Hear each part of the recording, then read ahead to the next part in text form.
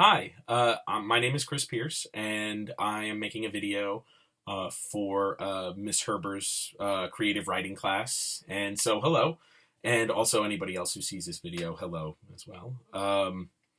I Let me introduce myself really quickly. I can tell you a little bit about myself. I'm a teacher here in Southwest Ohio, but I'm also a professional cartoonist. I do comics for like Ohio Schools Magazine. I know these are all going to be backwards, but whatever. This is Ohio Schools Magazine. I do a monthly or bi-monthly comic for them. I've also done stuff for the Council Chronicle. I've had my work's been featured on BuzzFeed, local newspapers. I've been on Local 12, which is very exciting. And then just this past summer, I illustrated two books for Workman Publishing. This is my big fat notebook, everything you need to ace science in one big fat notebook. So I illustrated this, and I illustrated a math version like this as well. I gather that Miss Herber was interested in having me answer some of your questions about being a cartoonist and how it works. So she sent them in no particular order, and I'll just run through them. So the first question was, what or who inspired you to start drawing comics, and at what age did you start? So, I've been drawing comics pretty much my whole life. I suppose I got started when I was maybe like 5 or 6. Did I pull it over here? Probably one of my biggest inspiration was Calvin and Hobbes by Bill Watterson. Those of you who've never read Calvin and Hobbes, I highly recommend. So this is Calvin and Hobbes. Some of you might recognize the art from the back of Buick's and other places where it was sort of pirated. But it's a comic about a little boy and his imaginary friend who's a tiger, and it's beautifully drawn, and the guy who drew it is from Ohio, Chagrin Falls. So this was the thing. I would read this every day in the newspaper. This is my actual, you can tell it's pretty ripped up. This is my actual copy from when I was like 6, 7 years old. Read it to pieces. And so that was where I got started. And I've always been more interested in newspaper comics for most of my life, although, I like all types of comics. The next question was, what kinds of images do you draw, and are there any cartoons that you draw more often than others? Well, I draw whatever the situation calls for. So, for example, with the my big fat notebook, if you look through it, you can see that sometimes I was asked to draw things like, here's the nervous system. So I got a note when in the work that said, please draw the nervous system. Here's another one that I did, the life cycle of a typical star. And so I got to do lots of comics and stuff for that. It's basically whatever the situation calls for. I suppose the comic that I draw most often is myself. I do autobiographical comics about my life. Some of the comics that I've been doing in the past couple of years have been focused on my work as a teacher and how that intersects with being a cartoonist. So that's some stuff that I've been really paying kind of a lot of attention to of late. Okay. The next question. Since we are going to be writing comic strip, what is some advice that you can give us, especially how to come up with text that goes with the pictures? Well, the first piece of advice I would say is don't come up with text that goes with the pictures. Come up with the text first, and then the pictures will follow. Every once in a while, I will be moved to draw a comic or put it together because of how excited I am to draw a picture. On my website, there was a comic I posted recently that was drawn entirely around a drawing of a kid that I did, and I just liked the way that I had his lip drawn low, and I wanted to draw that. So I drew a comic around it. But most of the time, it starts with words and then goes backwards from there. So I would really say start with that. Start writing stuff first, even if it's just bullet points or things like that. Okay. How much do you get paid for a typical comic job or project? This is a question I get all the time. I'm not going to tell you exactly how much I get paid. I can tell you that I am still working as a teacher, so that probably tells you something. I'm a part-time writer and artist, so it's something where there'll be a magazine that will pay me $200, $300 for something, and then there might be a project that pays me several $1,000s. It really depends on the job and the length of time that I'm being asked to write and draw. And then, of course, there's stuff I do on my own, which I do for free on my website, or I might later collect it and then sell the stuff online, which I do that sometimes. Okay. Who are the majority of your clients? Well, like I said, I have done work for a whole bunch of different people. I started out in newspapers doing stuff for newspapers, and then transitioned to, like I showed you, some magazines that I've done work for, and Workman Publishing, who I worked with last summer on these books. So I have a variety of different clients that I work with, and that I make sure I work for. And I'm always open to new people and new ideas. So that, you can actually go on my website if you're not already there, and you can see a list on the side of some of the places that I've worked for. And it's pretty varied. Okay. Can you draw? You know what? I'll save this one for last. Drawing something step by step. I can do something like that for you, but we'll save it to the end though. Okay. Do you ever do comics online? Mrs. Herber is going to give us an option of creating ours on the computer if we can't draw. Is that something you do? That is something that I do initially. Sometimes there are some programs that I will occasionally use to just kind of get sort of framing down. I'll use Photoshop sometimes to do some drawing and sketching. So I do that sometimes. And I, as a teacher, have also had kids use comic making there's quite a lot out there, comic making programs that you can use to tell stories and use drag and drop characters and word balloons, and some of those are really nice. So the main thing I would say is, especially for a project like this that you guys are working on, that's comics. Don't worry if you're not able to draw. Just make sure that like you're doing the things you're supposed to be doing and telling a story, and I'm sure that that's going to be like, that's comics. That's great. Love people doing comics and stuff. All right. Are there any no-nos when it comes to writing or drawing comics? What should we stray away from or not do? Well, I mean, like any profession, anything that you do, you can always play to your strengths. My strengths are usually like funny characters, or kind of trying to capture moments between people. I have tons of weaknesses. I'll just give you one. I'm terrible at drawing things like cars and trucks and all sorts of stuff. That's a big weakness of a lot of people. So you just write around that. You write around, if you know that you're somebody who can't draw horses, don't write a comic about horses. If you know you're somebody who can draw dogs really well, do a comic about dogs. That's, not cheating or doing something weird. That's just playing to your strengths. So that's kind of what I would recommend for that question. There are no no's. I mean, especially if you're drawing a comic for yourself. I've been drawing comics about my life for over a decade now, which is crazy. And I talked about all sorts of things. When I was single, I talked about being a single person.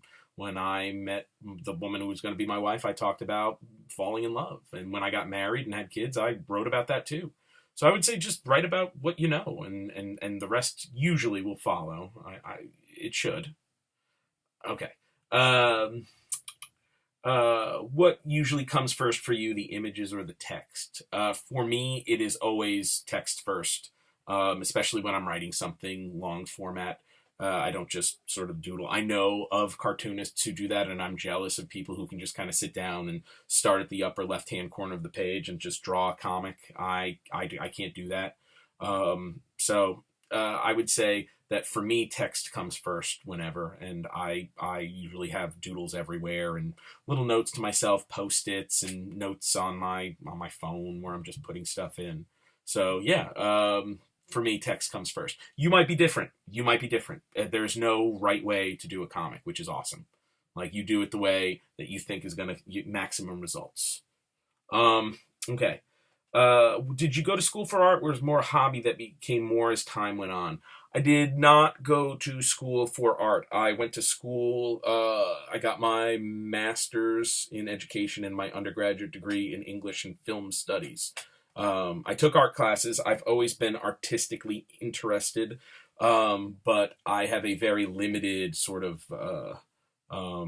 arena. Like, I know that I'm not going to be the guy who's going to paint you a beautiful oil painting of a sunset.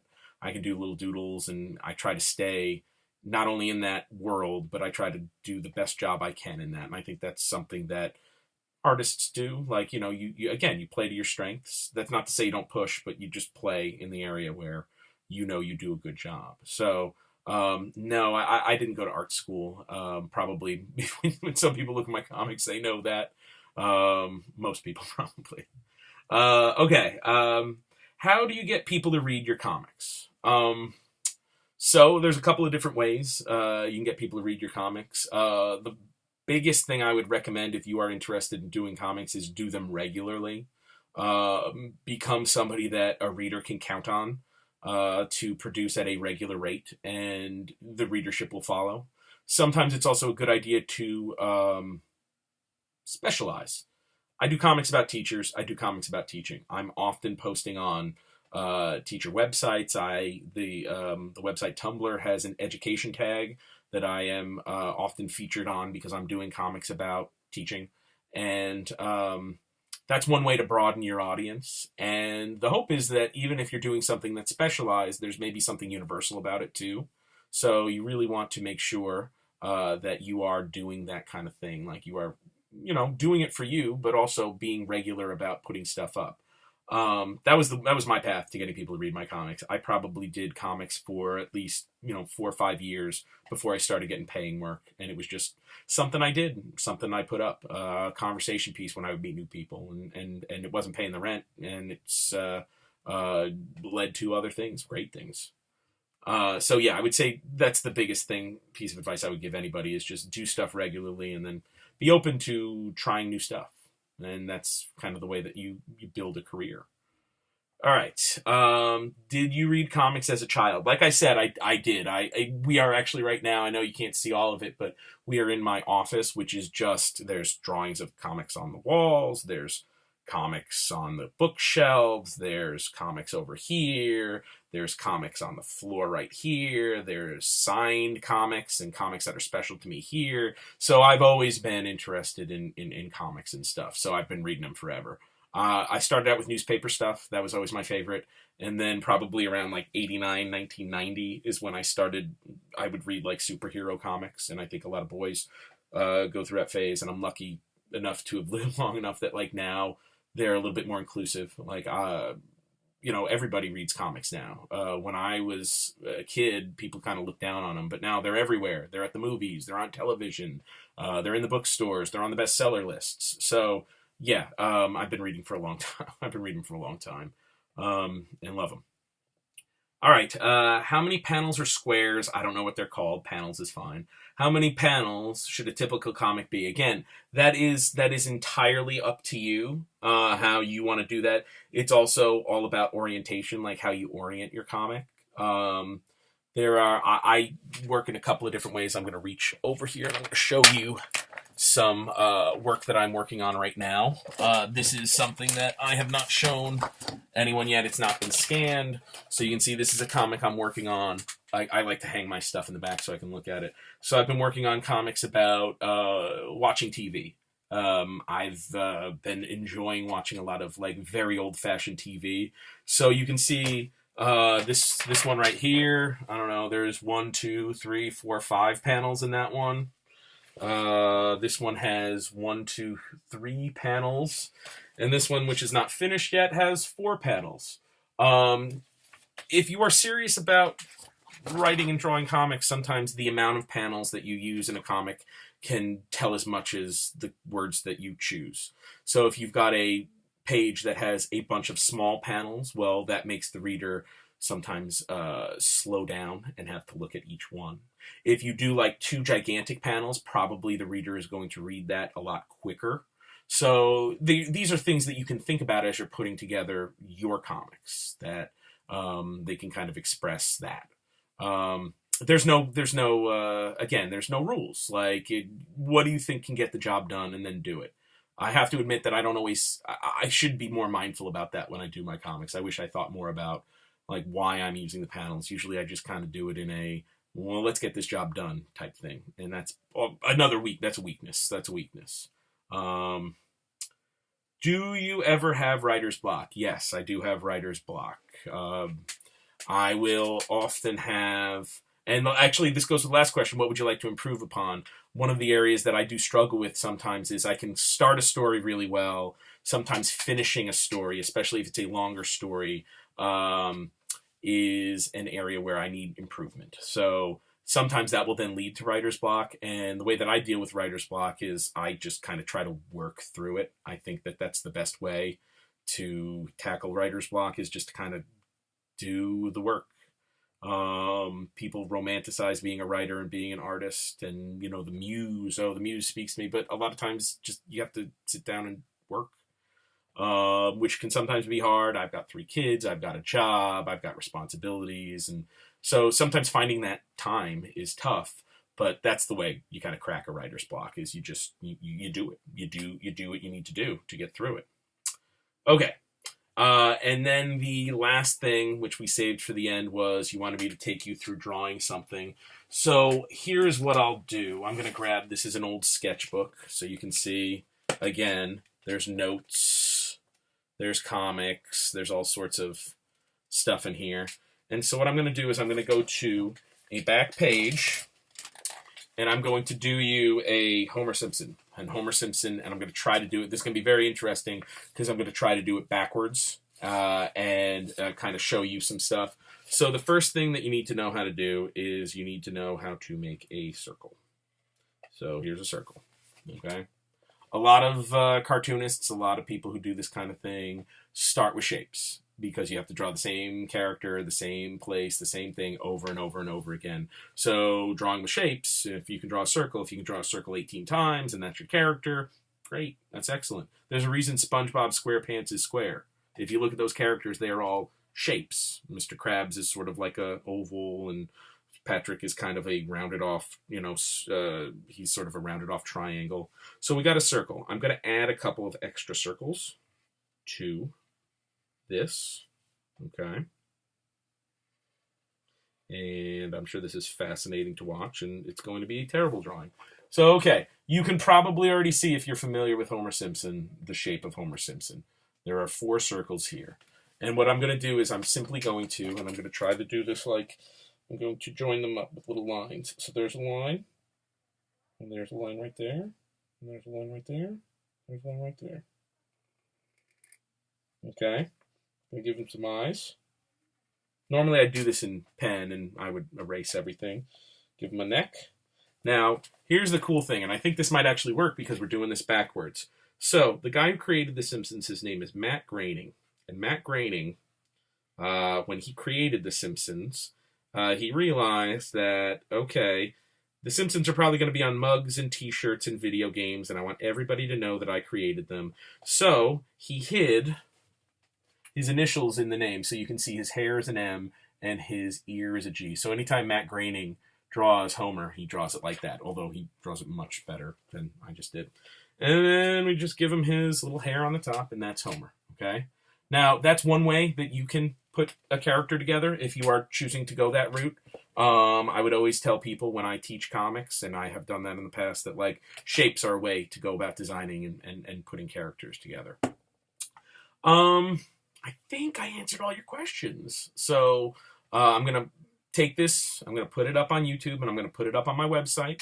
And maybe you'll watch this on a big screen, or maybe you'll watch it on your laptop. But I'm very excited that there are people out there that are doing comics and making them cool. And I would love to see some of the comics that you do. So please get on Miss Herbert to send me some of the comics. And all my contact information is on my website, and if you have any other questions or want to get in touch, I'm there, and I would be happy to field other observations. I probably won't make a video, I'll just email you back, but definitely, please get in touch. And good luck on the project, and it was very, very cool to answer your questions. Have a good one, guys and gals.